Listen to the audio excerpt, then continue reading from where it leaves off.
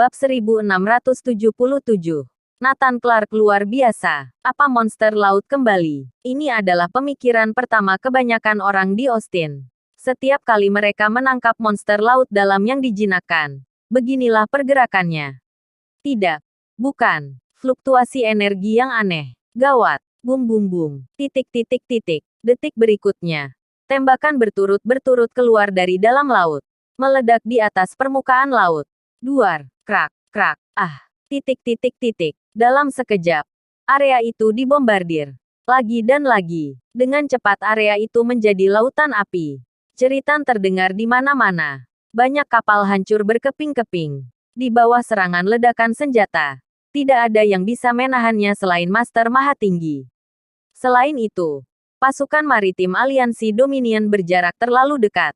Dengan kepadatan seperti ini mengakibatkan banyak korban jiwa. Bahkan banyak Master Mahatinggi yang mengalami luka luar. Kena. Tepat sasaran. Semua orang yang berada di belakang Nathan bersorak gembira.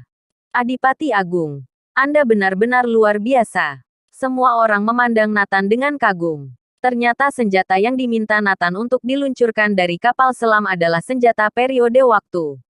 Alasan utamanya adalah Master Mahatinggi terlalu waspada. Kecepatan tembakan senjata memang sangat cepat, sehingga mereka bisa merasakannya. Dalam keadaan normal jika ada ledakan, mereka bisa menghindar. Bahkan semua senjata rudal tidak dapat membunuh mereka. Inilah alasan mengapa senjata modern tidak berdaya melawan Master bela diri.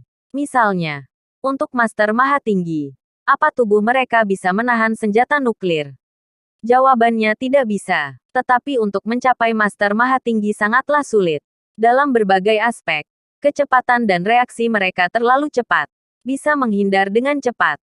Bahkan jika dibombardir senjata nuklir, mereka pasti dapat melarikan diri dari area ledakan.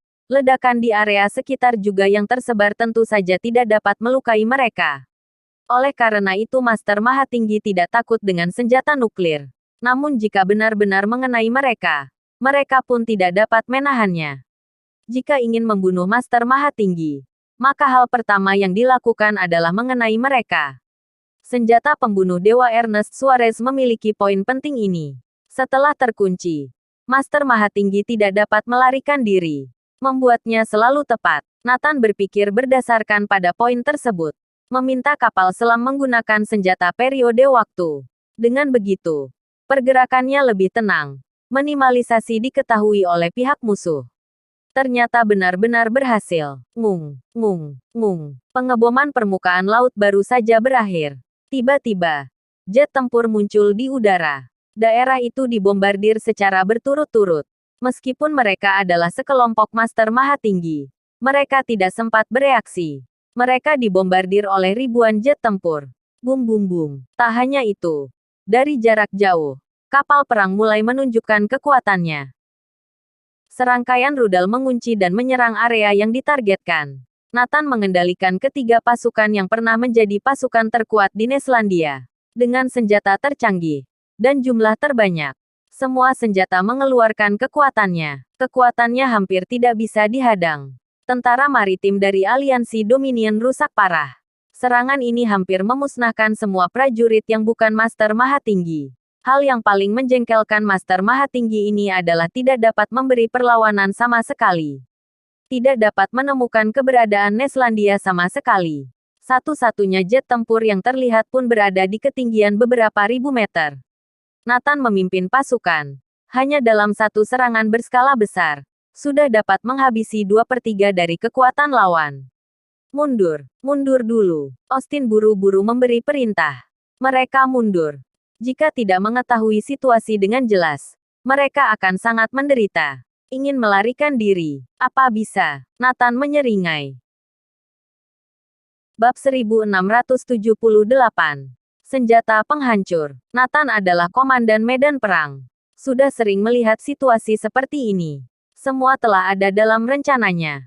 Mereka ingin melarikan diri. Mustahil. Jalan diblokir. Sudah ditutup dari awal. Serang. Tekan mereka. Semuanya angkat senjata kalian. Nathan memerintahkan pengejaran. Tidak hanya itu. Pasukan yang diam-diam dia latih dan master dari 4 wangsa juga aktif bergerak. Menunjukkan momentum pengepungan. Titik titik titik. Wah, pertarungannya sangat sengit. Benar saja. Pertarungan ratusan ribu orang bersamaan sangat mengejutkan. Orang yang pergi untuk mati juga begitu bersemangat. Aku belum pernah melihat ini sebelumnya.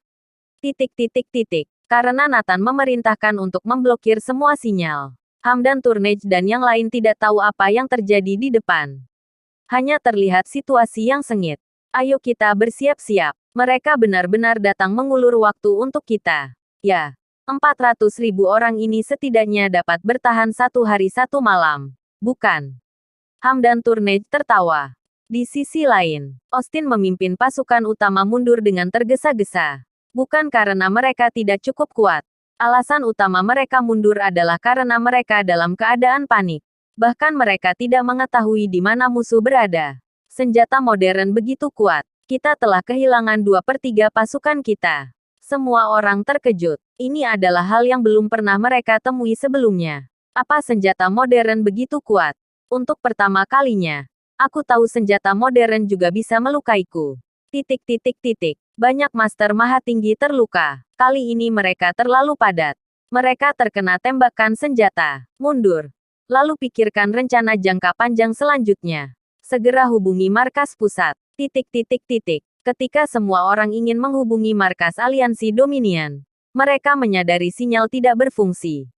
Baru pada saat itulah semua orang menyadari bahwa ada sesuatu yang tidak beres. Tepat saat itu, Master Aliansi Dominion terdepan tiba-tiba mengalami penyerangan. Dalam sekejap, jatuh korban yang tak terhitung jumlahnya. Darah segar mencemari air laut. Gawat. Mereka Master Maha Tinggi. Dengan jumlah banyak. Austin menyadari banyak aura kuat di depannya. Pasukan yang melakukan serangan ini adalah pasukan khusus yang diam-diam dilatih oleh Nathan. Jumlah mereka tidak banyak. Tetapi semuanya adalah Master Maha Tinggi.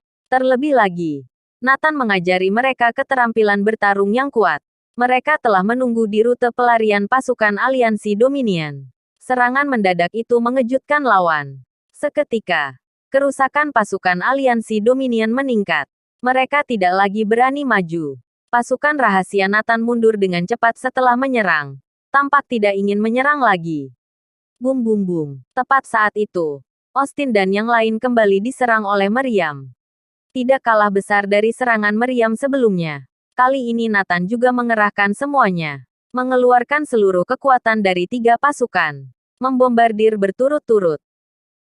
Menyerang Austin dan pasukan lainnya sampai mereka kebingungan. Mereka bahkan tidak tahu harus bersembunyi di mana. Mundur.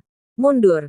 Mundur. Akhirnya, di bawah tembakan meriam dan berbagai serangan serta gangguan, pasukan Angkatan Laut Aliansi Dominion lainnya terpaksa berkumpul di satu area tertentu.